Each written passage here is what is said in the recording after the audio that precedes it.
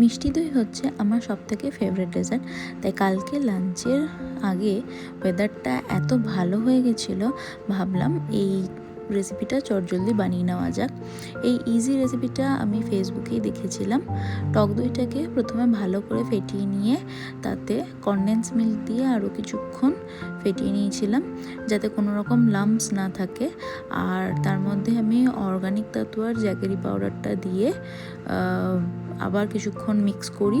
তোমরা চাইলে অন্য যে কোনো জ্যাগেরি পাউডার ইউজ করতে পারো।